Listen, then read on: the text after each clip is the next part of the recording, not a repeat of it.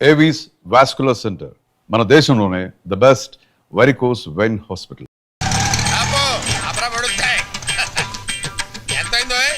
Metre మీద ఏదైనా వేసాం సార్. మీటర్ మీద ఏమైనా వేసి ఇవ్వాలా? ఇదిగో తీసుకో. ఇదేంటి సార్? లేకపోతే ఏమిట్రా వేషాలు ఇస్తున్నావా? ఎంతైందో చెప్పు, అంతే ఇస్తాను. 10 రూపాయలు అయింది సార్. మరి ఆ 7 పేడవచ్చు కదా. నువ్వు అల్లా వస్తే నేను ఎలా వస్తాను రా? తెలివి తక్కువ వేసుకుని అనుకున్నావేమో. 500 చిల్లర ఉందా? లేదు సార్. చిల్లర లేదా? లేదు సార్. ఆనంద్ బాబు, సీతు త్వరగా. అమ్మా, మీ నాన్న నిన్ను శ్రీరామచంద్రుడు అనుకుంటుంటే నువ్వు ఇక్కడ శ్రీకృష్ణ నీళ్ళు ప్రదర్శిస్తున్నావా?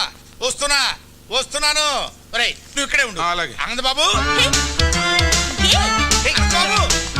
ఆనంద్ బాబు,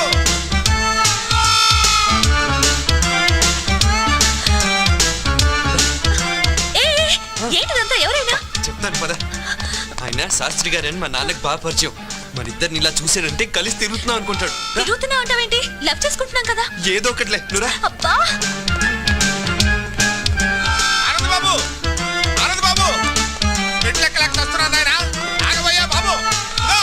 ఆనంద్ బాబు, అయ్యో ఆనంద్ బాబు.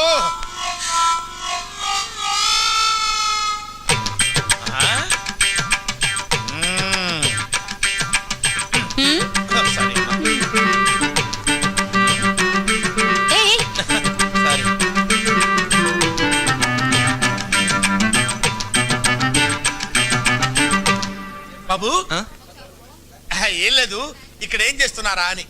చిలిపి పనులు చేసుకుంటున్నాం. ఓహో, చిలిపి పనులు చేసుకోవడానికి ఈ ప్లేస్ దొరికిందా మీకు? మీ ఇంటికి రమ్మంటారా? క్యారీ ఆనంద్ బాబు, ఇది బట్టల కొట్ట, చిలిపి పనులు చేసుకునే సెంటరా? వద్దు పెడితే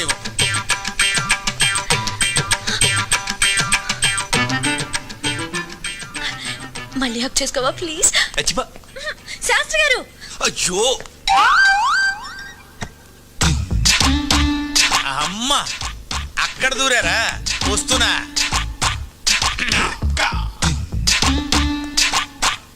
లోపల ఎవరన్నా ఉన్నారా అండి?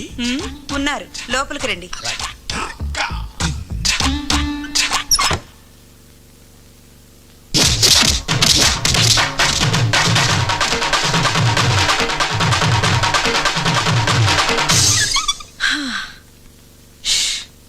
అబ్బా,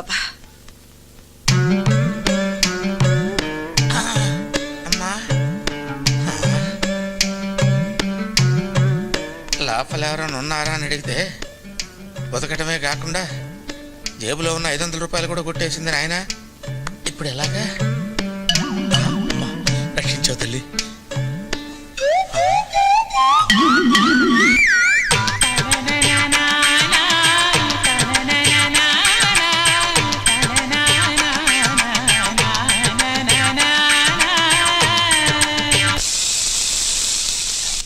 హలో అమ్మా.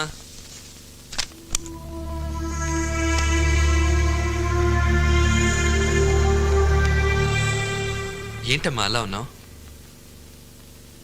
ఎప్పుడు ఏ విషయం నా దగ్గర దాయని నువ్వు ఇప్పుడు దాయాల్సిన అవసరం ఎందుకు వచ్చిందా అని. దాయాలని కాదమ్మా, కానీ ఎలా చెప్పాలా అని. ఆ అమ్మాయి చాలా మంచిదమ్మా, మా కాలేజీలోనే చదువుతుంది. ప్రేమిస్తున్నావా? తనని చూస్తే నువ్వు తప్పకుండా ఇష్టపడతావమ్మా. ఆ అమ్మాయి అలాంటిది. కావాలంటే చూడు, ఇదిగో.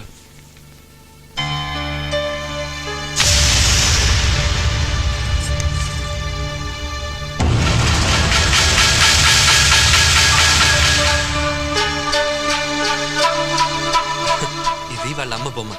ఇది వేసి తను మా కాలేజ్ తరఫున ఫస్ట్ ప్రైజ్ గెలుచుకుంది.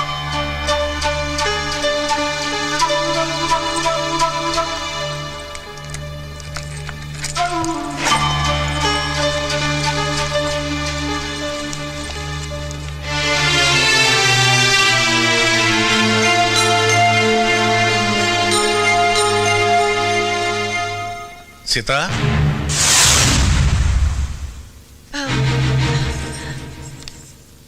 ఏమిటి చూస్తున్నావు? అది ఏం లేదండి.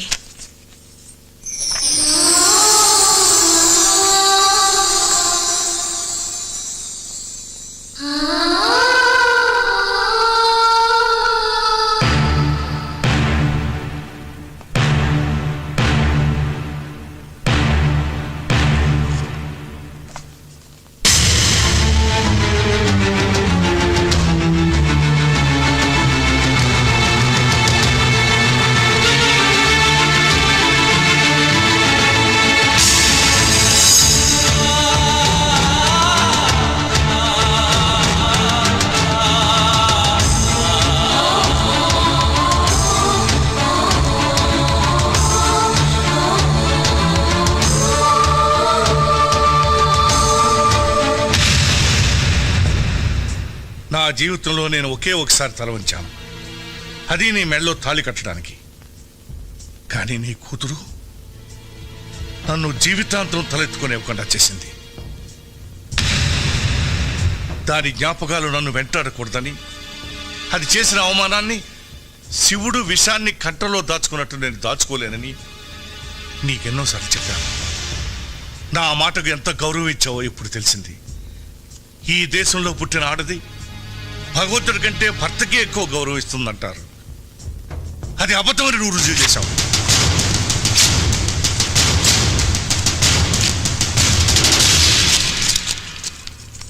ఎందుకండి చనిపోయిన దాని మీద అంత కోపం?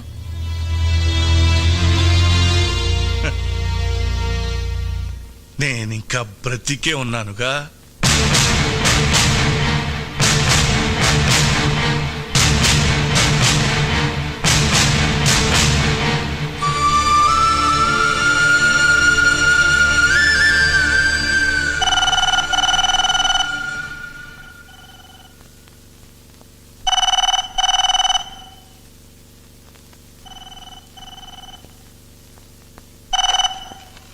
హలో ఆనంద్,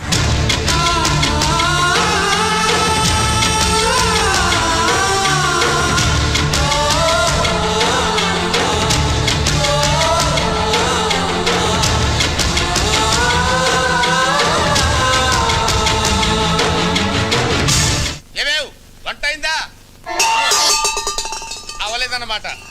నా మొహర కప్పు కాఫీ పడేస్తావా? ఇవ్వమన్నమాట. సార్. Okay okay. నమస్తే అండి. ఎవరయ్యా నువ్వు? నా పేరు తాడిబాబు అండి. ఏం కావాలి? నాకు ఒక అమ్మాయి కావాలండి. ఏమిటి ఏమిటి ఏమిటి నువ్వు మాట్లాడేది? ఎవరితో మాట్లాడుతున్నావు? తెలిసి మాట్లాడుతున్నావా? సార్ ఆ, అందుకు కాదు సార్, ఆ. పెళ్లికి సార్, పెళ్లి చేసుకోవడానికి అమ్మాయి కావాలి సార్. ఆ ఏడుపు ముందు ఆడవచ్చు కదా. చెయ్యిలా చూపించు. సార్ ఇటు తిప్పు. తిప్పే ఇటు తిప్పు. తిప్పే. ఏది ఏదో వివాహరక నీ పిండాకుడు నీ జన్మకు పెళ్ళవదు పో. భలేవారండి. ఆ. నా చేతిలో 5 స్టార్ హోటల్స్, ఆ. పేపర్ మిల్లులు, షుగర్ ఫ్యాక్టరీలు ఉన్నప్పుడు ఇంకా రేఖలు ఎందుకండి? అలాగా ఆ. మరి చెప్పవే, ఏమిటా నిలబడి ఉన్నావు? కూర్చో. థాంక్స్, కూర్చో. థాంక్స్. సింహాసనం మీద కూర్చో. ఇంత ముందు పెళ్లి చూపులు ఏమన్నా జరిగాయా? సూపులు చాలా జరిగాయండి, కానీ పెళ్లిళ్ళు మాత్రం 3 సార్. పెళ్లిళ్ళు 3 అయ్యాయి. అవునండి. వాళ్ళు ఏమైపోయారు? పోయారు సార్. అంటే లేచిపోయారా పారిపోయారా? కాదు సార్, చచ్చిపోయారు. ముగ్గురు చచ్చిపోయారా? ఎందువల్ల? మొదటి భార్య బల్లి పడిన పాయసం తిని చచ్చిపోయింది సార్. 2 బల్లి పడిన పాయసమే తిని చచ్చిపోయింది సార్. 3 తల పగిలి చచ్చిపోయింది సార్. అవును, ఆవిడ బల్లి పడిన పాయసం తిని ఎందుకు చావలేదు? దానికి పాయసం తింటం ఇష్టం లేదు సార్. ఓహో అలాగా. అయితే ఇప్పుడు నీకు బల్లి పడిన పాయసం తిని చచ్చిపోయేటువంటి పెళ్ళాం కావాలా, తల పగిలి చచ్చిపోయేటువంటి పెళ్ళాం కావాలా? ఎలాంటిదైనా పర్వాలేదు, 7 రోజుల్లో పెళ్లి జరగాలి. 7 రోజుల్లో పెళ్లి ఎలా అవుతుందయ్యా? ఇదేమన్నా సంతలో గేదెను కొనుక్కురావడం అనుకున్నావా ఏంటి? 7 రోజులు ఎందుకయ్యా? ఇవాళ ఏ వారం? ఆదివారం. సోమవారానికి వివాహం జరుగుతుంది పో. చూడు, 7 రోజుల్లో పెళ్లి జరగలేదనుకో, ఆ, కత్తి ఒకటే ఆయన, ఆ. పోట్లు మాత్రం 7 పడతాయి. ఎందుకు? 7 నా లక్కీ నంబర్. అబ్బా ఎందుకని అంత దూరం ఆలోచిస్తారు? అనవసరంగా ఆవేశపడిపోతున్నారు. అమ్మాయి సంగతి నేను చూసుకుంటాను, మీరు వెళ్ళిపోండి. అమ్మాయి సంగతి అంటే వివాహం సంగతి నేను చూసుకుంటాను, తమరు దయచేయండి. 7 పోట్లు అంతే. గుర్తుంచుకో. నీదు పదగా. ఏమేవ్ కాఫీ పెడతావా? చూసి తీసుకొస్తానండి. ఓహో, ఈ స్మెల్ వచ్చేసిందే నీ లోపలికి.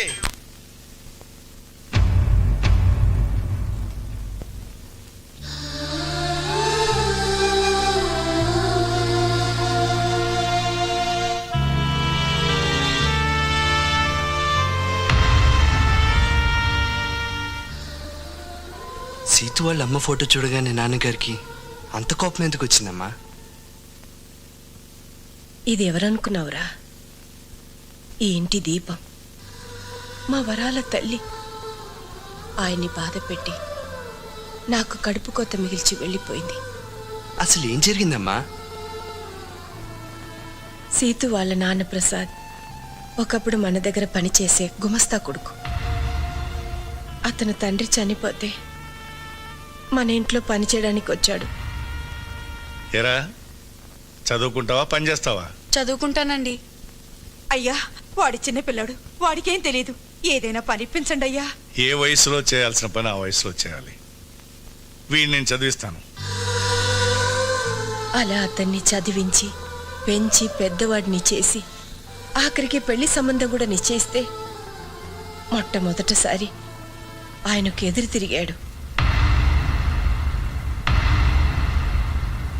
నాకు తెలియకుండా నా పెళ్ళెందుకు నిశ్చయించారు సార్? నువ్వు ఎక్కడ చదవాలో ఏం చదవాలో నిన్ను సంప్రదించే చేశానా? అది చదువు, ఇది జీవితం సార్. నేను మాట ఇచ్చేశాను. మీ మాట కోసం ఇష్టం లేని అమ్మాయిని పెళ్లి చేసుకుని జీవితాంతం బాధపడమంటారా? అసలు అమ్మాయిని చూడకుండా ఇష్టం లేదని ఎలా చెప్తున్నావు? నేను వేరే అమ్మాయిని ఇష్టపడుతున్నాను కనుక. ఎవరా అమ్మాయి? మీనాక్షి.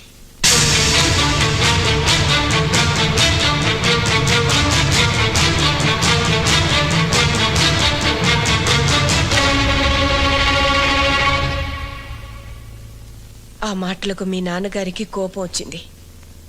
నమ్మక ద్రోహాన్ని క్షమించలేనని మీనాక్షిని ఒప్పించి వేరే పెళ్లి నిశ్చయించారు. కానీ పెళ్లి పందిట్లో నుంచి అది మమ్మల్ని మోసం చేసి వెళ్ళిపోయింది. ఏది పీడకలిని మేం మర్చిపోయామో దాన్ని మళ్ళీ నువ్వు గుర్తు చేస్తావు అనుకోలేదు. ఆ ప్రసాద్ నీడ కూడా ఈ ఇంటి మీద పడడం మీ నాన్నగారు భరించలేరు.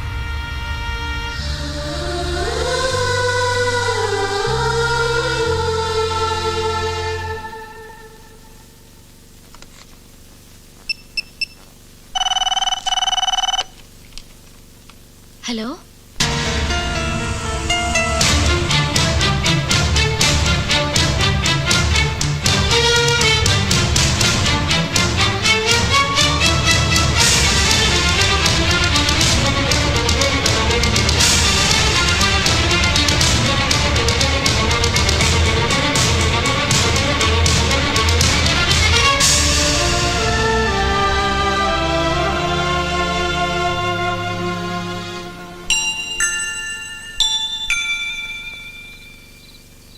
అమ్మమ్మ తాతయ్య ఉన్నారని నాకెందుకు చెప్పలేదు డాడీ?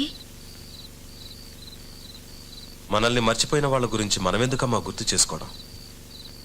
ఉండి లేనట్టుండే బంధువుల వల్ల జీవితాంతం బాధపడాల్సి వస్తుంది. ఆ బాధని మీ అమ్మ నేను అనుభవించాం. అది నీకు రాకూడదనే చెప్పలేదు.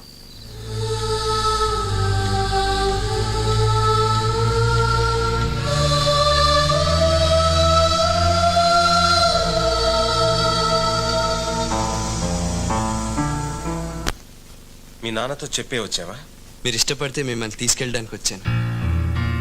ఈ ఆలోచన నీదా మీ నాన్నదా? నాదే.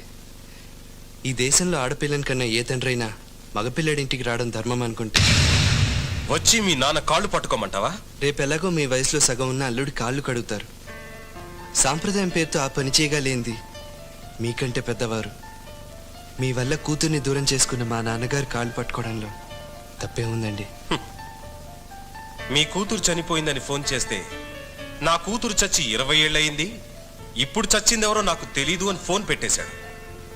ప్రేమాభిమానాలు లేని ఆ పెద్ద మనిషి కాళ్ళు కాదు కదా, కనీసం మొహం కూడా చూడలేను. అలా అనకండి సార్. దూరంగా నిలబడిన మనుషులు దగ్గర అవ్వాలంటే ఎవరో ఒకరు నడక ప్రారంభించాలి. అది మీరే ఎందుకు కాకూడదు? నీకోసం కాకపోయినా నా కూతురి కోసం నడుస్తాను. ఎన్ని వందల వేల మైళ్ళైనా నడుస్తాను. బట్ నేను నడవడానికి ముందు ఈ ప్రశ్నకు సమాధానం చెప్పు. నిన్ను ప్రేమించానని నా సీతు నాతో చెప్పింది. నా కూతుర్ని ప్రేమించానని మీ నాన్నతో నువ్వు చెప్పావా? లేదు, చెప్పవు, చెప్పలేవు. వద్దానంద్, నా కూతుర్ని మర్చిపో. ఒకనాడు మీ నాన్న మూలంగా మా ప్రేమకు నా భార్య ప్రాణాన్ని ఖరీదు కట్టాను. మళ్ళీ మీ ప్రేమకు ఎవరి జీవితాన్ని ఖరీదు కట్టాల్సి వస్తుందో వద్దా. I can't imagine that. I can't imagine that.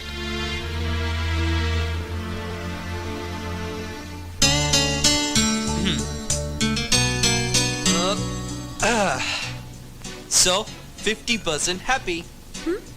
మీ నాన్న డౌట్ అల్లా మా నాన్న ఒప్పుకోడానే కదా. అక్కడి నుంచే ట్రై చేద్దాం. ఎలా? ఈ డికాక్షన్ మా నాన్న, ఈ పాలు మీ నాన్న. ఇలాగే తాగితే చేదుగా ఉంటుంది. ఈ చక్కెర మన ప్రేమ.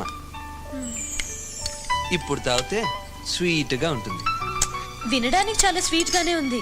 రిజల్ట్ కూడా అలాగే ఉంటుంది.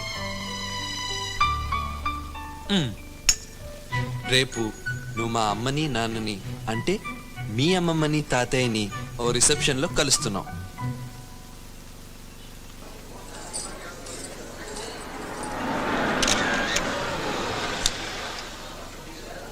సిటు నాన్నొచ్చారు.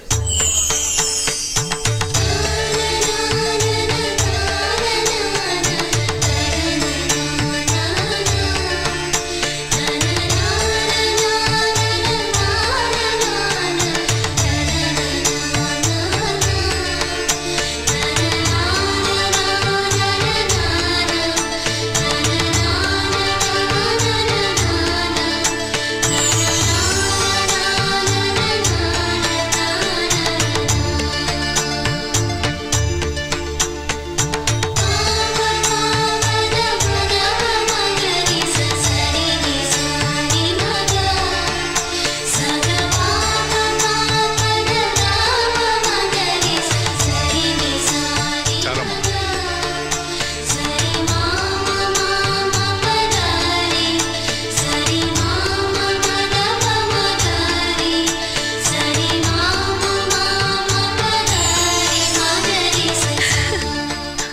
సార్, ఇందాక గులాబీ ఇవ్వటం మర్చిపోయాను.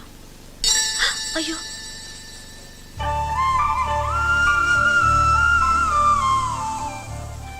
అది కింద పడింది కదమ్మా. నీ కాళ్ళ దగ్గరేగా పడింది. ఇంకోటి ఇస్తాను, థ్యాంక్స్ అమ్మా. తీసుకోండి.